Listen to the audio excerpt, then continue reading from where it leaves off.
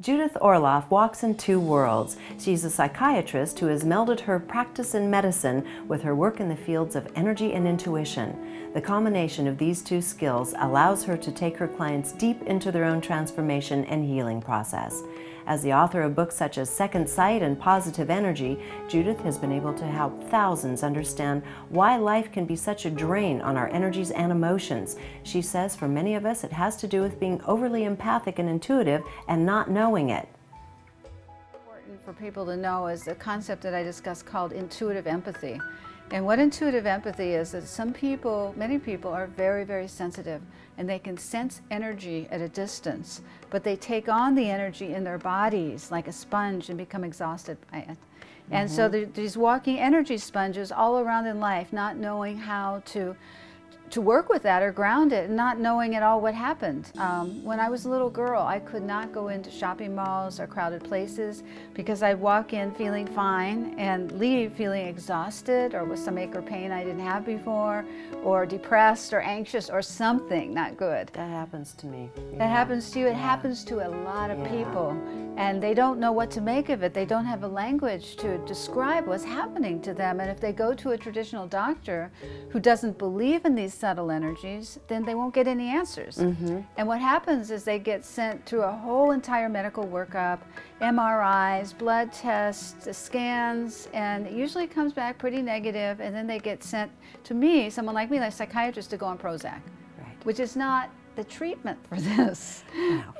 No. Let's talk about what the treatment for this actually is. Well, let me just say that for people who want to know if they're an intuitive empath, some of the telltale signs to look for in themselves are if you've been labeled as overly sensitive all your life.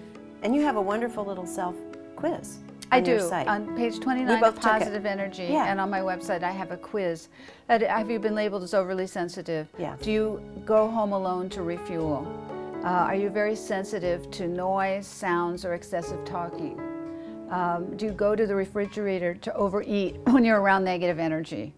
Do you prefer being by yourself a lot of the time? Do you take your own car places as you want to get out? You know, those kinds of things. They're telltale signs of an empath. Yes. And a lot of people watching this would probably fall in that category. Oh, you have no idea how many people email me and write me about being an empath and how it was a huge revelation and no one has put a name to it before. It's really something that needs to be incorporated into the psychiatric diagnostic criteria. Rather than have your family just shout out, you need thicker skin, that doesn't do it. Exactly. You need thicker skin, or what's wrong with you, toughen up. Yeah, toughen up. No, I mean, the point is, if you want to experience spirituality and intuition and go beyond the material, sensitivity and empathy is your way in. And so this is something you want, but you have to learn how to manage the downside of it, which is taking on the energy of others or being so overwhelmed in our coarse world that you don't know how to function, so you want to withdraw and become a recluse. Yes. All right, so you don't want that. But see, the problem is most people don't know how to manage their energy, so they get diagnoses such as fibromyalgia or chronic fatigue or various mystery symptoms that nobody can ever explain, but they're very debilitating, or irritable bowel syndrome.